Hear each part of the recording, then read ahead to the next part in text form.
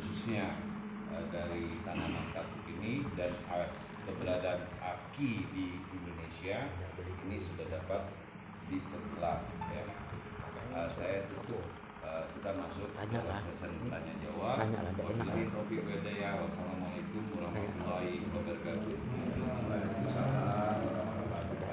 Silakan yang mau bertanya baik kepada Pak Agung dan kepada Pak Ardi atau kepada Pak ya. Baik Pak, saya Pak yang mau bertanya.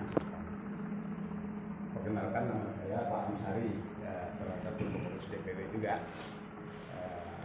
Saya sangat bangga dan tertarik kepada Pak Sekjen kita, Pak Agung, Evan, kemudian Pak Direktur Pak Ardi Koswara yang sudah menjelaskan tentang APKI dari nol, dari A sampai Z secara gamblang, terang benderang. Nah, di dalam penjelasan ini muncul mungkin di benak kita, bukan saja di benak saya, tentang perjalanan tanaman katuk ini, Pak. Alhamdulillah, pertama sekali yang saya ingin sampaikan, Pak, terima kasih sudah datang di DPW Provinsi Kalimantan Barat. Yang untuk saat ini seperti inilah, mungkin masih keadaan kantor kita, Pak, semuanya bukan berjalan nih, Pak, mungkin merangkak masih nih. Nah, berangkat dari hati nurani kita semua, Pak. Ini kita adalah pemula semuanya. Dan ini adalah kita penyemangat untuk petani-petani kita di seluruh Indonesia tentang tanaman katuk.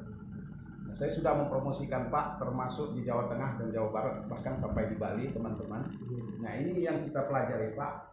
Mereka ini semua adalah para pakar-pakar petani yang sudah turun-temurun menanam berbagai jenis hortikultura, akhirnya juga masih belum ketemu pencapaian puncak, Pak. Nah, alhamdulillah dengan terbentuknya APKI ini adalah penyalur aspirasi kita juga berkolaborasi dengan PT Sari Katuk ini, Pak, tentang katuk ini. Ada kejadian yang aneh, Pak, yang mungkin nanti ini saya harapkan mungkin kita teman-teman APKI inilah seluruh bagaimana cara membendung hal-hal seperti ini. Ini pernah saya sampaikan di DPW, Pak. Pertama itu tentang masalah yang Pak Agung jelaskan tadi, yaitu masalah tengkulak, Pak. Tengkulak itu beribu macam cara, Pak, bagaimana dia masuk agar bisa masuk. Dia tidak bisa masuk ke petani, dia masuk ke pemerintahan, Pak. Itulah teknis tengkulak. Dan ini terjadi di Jawa, Pak. Yaitu persatuan tengkulak. Itu sangat luar biasa dicerita dengan saya, Pak. Tidak bisa masuk, akhirnya Pak gimana? Dia masuk lewat pupuk kimia, Pak. Nah, mungkin Bapak mungkin dengar ya, sehingga tanaman petani-petani itu rusak. Nah, ketika rusak, dia datangkan pupuk terbaik, Pak, dengan catatan hasil panen mereka yang beli, Pak. Padahal masuk ke pabrik tepuk, masuk ke pabrik yang sama, Pak. Akhirnya anjloklah harga petani. Itu yang sangat luar biasa. Saya miris, Pak, cerita. Saya cerita itu, dia cerita saya mungkin ada 2 jam, Pak. Nah, dia pesan dengan saya, Pak Ansari, sampaikan ke teman-teman kalau memang ini berangkat dari hati nurani yang kecil, bagaimana cara mempertahankan progres ini agar tidak dimasuki oleh tengkulak, dia bilang. Karena kalau tengkulak itu, Pak, dia bilang, itu sangat berbahaya, licik. Nah, kita bergambar ini, Pak, saya sedikit cerita. Kalau di Kalimantan Barat ini, Pak, tidak sedikit orang yang punya uang, Pak. Itu bos-bos itu yang punya uang, Pak. Dia melihat peluang apa yang bisa dia kerjakan. Mereka menunggu begitu. Nah, dan kemudian masalah lahan, Pak. Kalau di Kalimantan, Pak, bukan Kalimantan Barat aja, Pak. Hasil penelitian keponakan saya, kebetulan dia Persatuan Gambut seluruh Kalimantan, Pak. Itu gambut itu 75%, Pak, di seluruh Kalimantan. Jadi kalau untuk tanaman katuk ini yang Bapak sebutkan tadi itu, unsur hara terendah pun dia hidup, Kalimantanlah tempatnya, Pak. Sangat luar biasa, Pak. Itu sangat luar biasa. Nah, kemudian saya upload tadi dari Pak Direktur masalah pembibitan itu.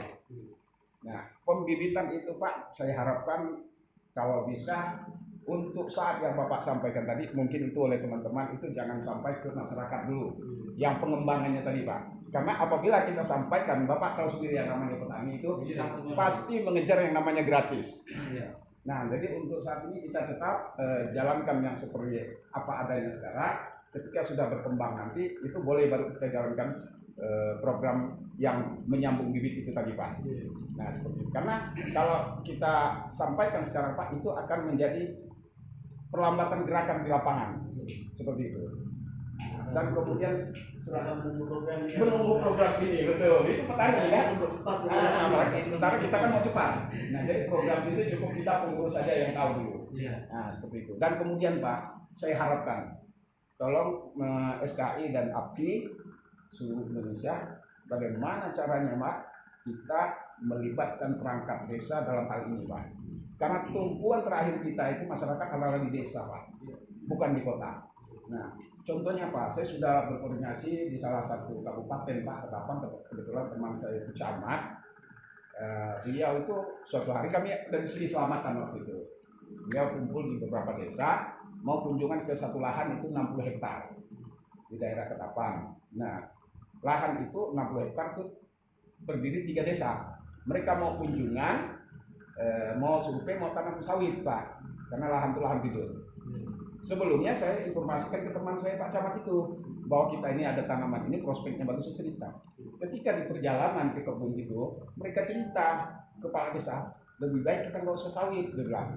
Prospeknya lebih bagus ini, dia bilang. Nah, dia telepon saya di sini, dia bilang, Bang, saya lagi ini ada selamatan di kantor, nanti ya kita sambung setelah selesai.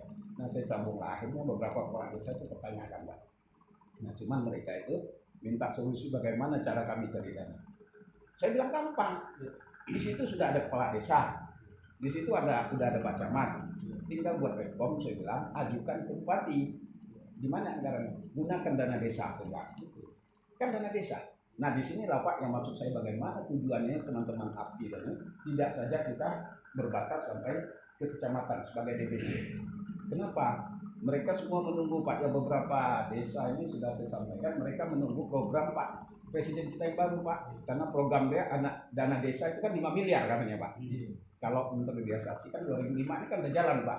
Nah, inilah yang teman-teman kepala desa Pak yang menunggu dana ini, karena dana itu tujuannya memang untuk kesejahteraan masyarakat. Dana inilah yang mereka akan kolaborasikan untuk tanaman katuk, seperti itu Pak. Nah, bagaimana caranya kita ini bisa sampai ke pelosok desa Pak, maksud saya seperti itu. Nah, dan selanjutnya Pak, satu lagi. Nah, ini bisnis antar negara, ini yang kita ngerti Pak.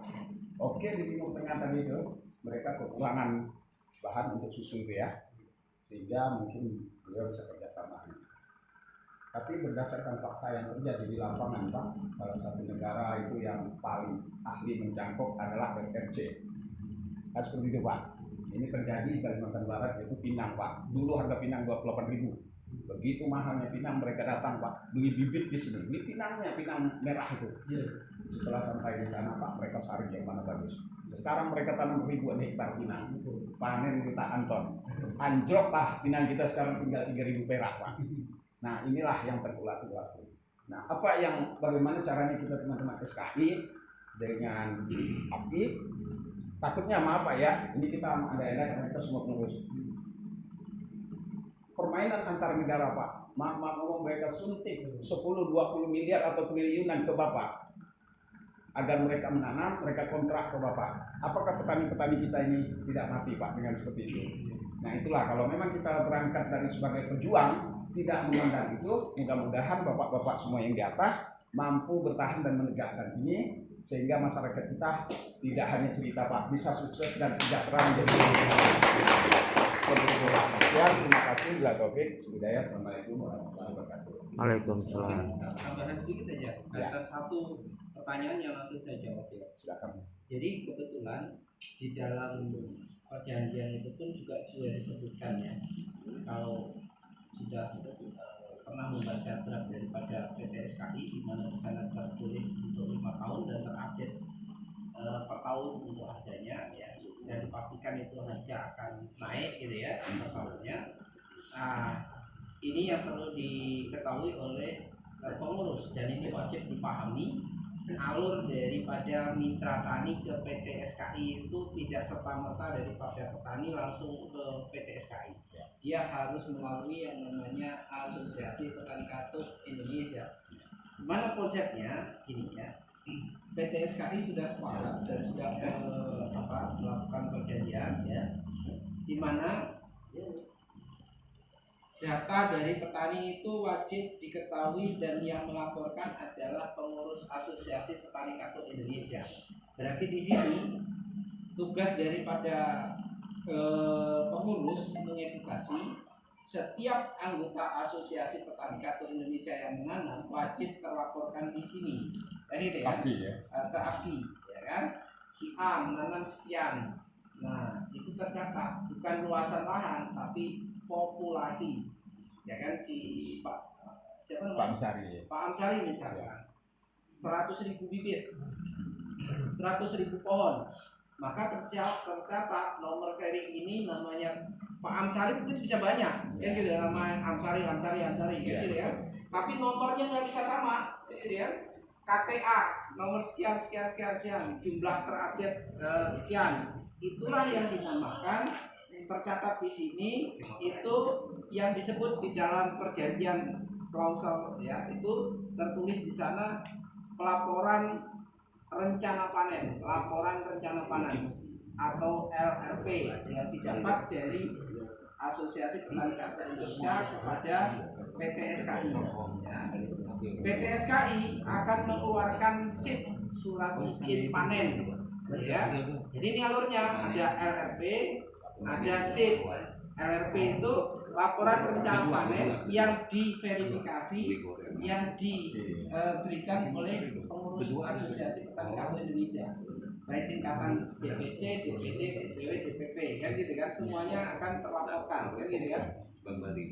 Ini melaporkan kepada PT SKI, PT SKI akan merespon ya, atas berdasarkan ini akan mengeluarkan SIP, surat izin panen. Dari surat izin panen ini pengurus akan memverifikasi, oh benar lahan ini akan siap panen tanggal sekian, bulan sekian dan sebagainya, kan gitu kan, karena dilihat dari syarat ketentuan panen sudah mencukupi, kan gitu kan, bukan bicara laporan toh ternyata baru dipanen apa baru ditanam segini, laporan minta SIP, ya mungkin lah kan gitu kan. Jadi juga diverifikasi berdasarkan foto, gambar dan sebagainya kan, video, bahwa di tempat Pak Amsari ini di lahan dengan 100.000 bibit memang sudah ketinggian sekian, maka oh ini layak, tanggalnya SIP akan keluar ya, surat izin panen itu akan dikeluarkan oleh Sarikato Indonesia ya, PT Sarikato Indonesia. 6 minggu setelah dari pelaporan itu akan dikeluarkan, karena ada penanggalan atau kalau bahasa di bisnis perdagangan itu PO keluar gitu ya, PO keluar. Jadi 6 minggu 1 minggu sebelumnya untuk perintah tanggal yang sudah dikeluarkan SIP tadi, maka dikeluarkan DP ya, DP 30% di MOU itu ada. Nah, siapa Pak yang mendapatkan DP? Ya siapa yang memegang MOU di situ. Pengurus ini bisa jadi pengusaha, benar nggak? Nah, gitu kan. Kalau memang membina daerah-daerah sini semuanya tidak memegang MOU atau perjanjian yang dari PT SKI, berarti pengurus ini kan yang memegang juga bisa kan, mewakili kan gitu kan. Berarti DP tersebut di mana letak akan dipanen, siapa yang memegang surat perjanjian, disitulah atas nama itu yang akan menerima DP kan gitu ya. Pak boleh dong yang punya kontrak langsung dengan atau perjanjian langsung dengan yang memegang klausul surat perjanjian itu menerimanya, ya boleh, dia juga pengusaha. Terus gimana Pak bagian pengurus API di sini, kalau petani-petani semua jangan khawatir, kan ada bagian, benar nggak? Kita tinggal meregister, jangan kaget, jangan risau, waduh enak sekali dia langsung ke PT SKI, nggak apa-apa, biarin aja, kita kan udah direpotin, benar nggak? Kan gitu, cuman kita meregister kan gitu kan, layak itu. Nah silakan Pak, ini sudah kita laporkan, nanti SIP-nya itu keluar kepada yang pemilik MOU ya, dengan ini atas nama siapa yang akan di DP kan gitu ya. Nah siklus inilah yang memastikan ya kan, yang terlaporkan kan berdasarkan laporan Bapak berapa jumlahnya, benar nggak? Inilah yang akan keluar untuk disipkan. Seandainya SIP-nya itu laporan rencana panen itu 5 juta pohon, terus ternyata ada oversupply atau jadi 50 juta pohon, lebihnya dari mana? Kan yang dibayar yang terlaporkan Bapak, benar ya? Nah gitu ya. Ya. yang terlaporkan, maka di sini petani-petani liar itu akan terfilter, Pak. Nah, ya. Karena kita dihargai nih, laporan API dipentingkan oleh PT SKI, benar nggak? Nah, kita dihargai nih, karena kita ini ujung tombak dan matanya asosiasi PT Sarikato Indonesia kan. Kita yang memonitoring, kita yang mendampingi, kita yang mengontrol, memvalidasi, benar nggak? Kita yang menunjukkan, oh ya benar ini Pak, siap panen. Nah, wasit lah ya, kan gitu ya. Nah, yang begitu gimana tengkulak main caranya? Pengurus setiap lahan-lahan petani labelin Pak, papan nama, api, beres kan? Nah gitu. Begitu ada pelanggaran ini, coret yang tidak ini nggak apa-apa keluar. Kita tidak peduli dengan yang tidak tertib, benar nggak? Ada sanksi. Iya kan, ada sanksi, benar nggak? Ya. Kita sudah labelin masih diterobos oleh tengkulak dan sebagainya, kan ada sanksi. Bapak harusnya terlaporkan ke saya sekian, waktunya panen ini kok sudah hilang kemana? Benar nggak?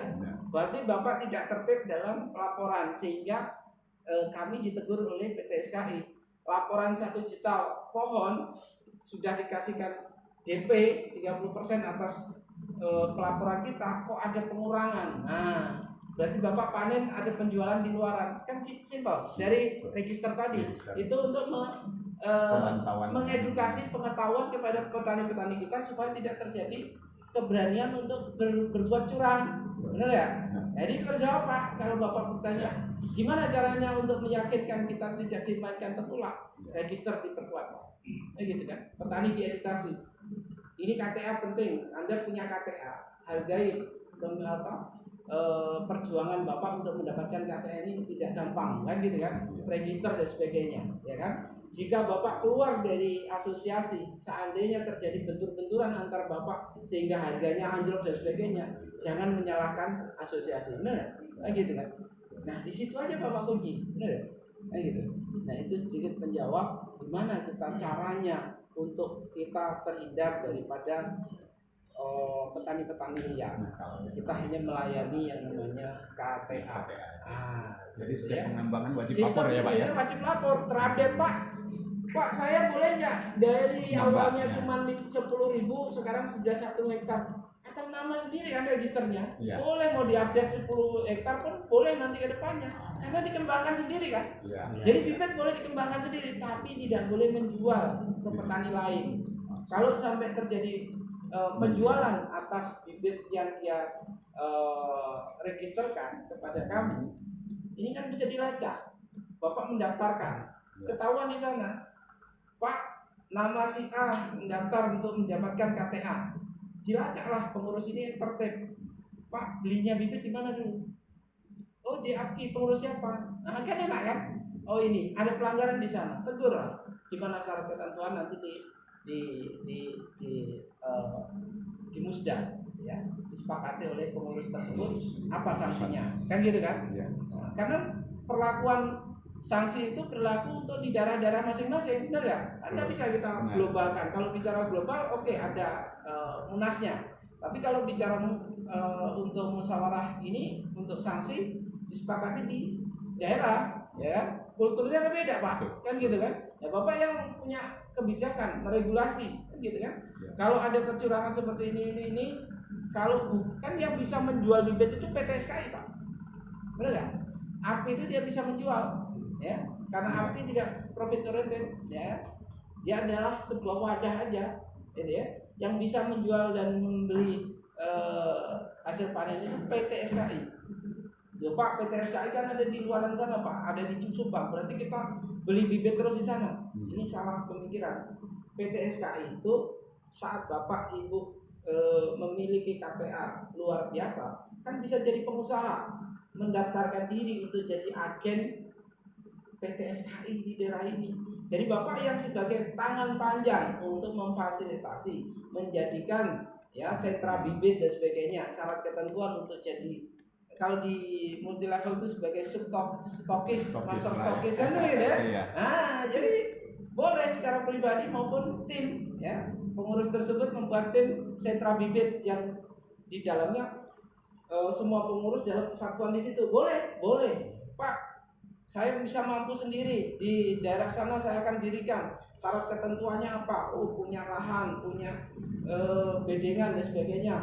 Saya daftarkan kepada PT Sarikato Indonesia. Saya mendapatkan KTA sebagai sentra bibit, pengurusan sentra bibit di daerah sana. Boleh secara pribadi atau secara tim. Nah, gitu ya. Tapi tidak mengatasnamakan membeli bibit di API. Nah, yang berikutnya, Pak, jualannya di API itu di PTSK itu mahal bibitnya.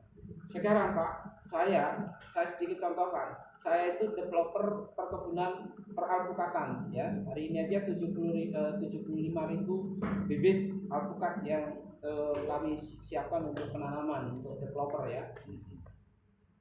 Di luaran sana Pak, bibit alpukat itu cuma 15.000 ada, 35.000 ada, 50.000 ada.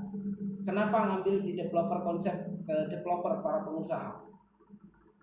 Karena di saya itu ya satu bibit 150.000 Pak. Loh, kok mahal? Bagi orang petani biasa mahal.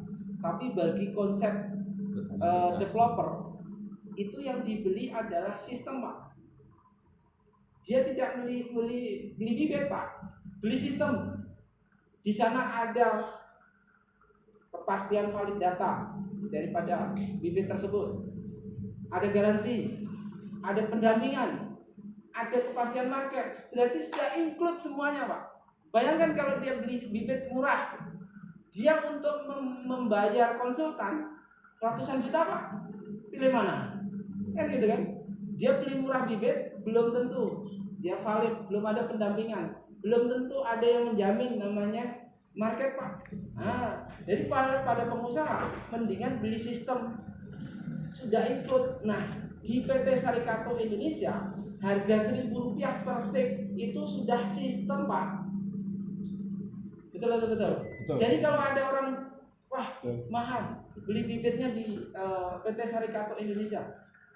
PT Sarikato Indonesia tidak menjual bibit.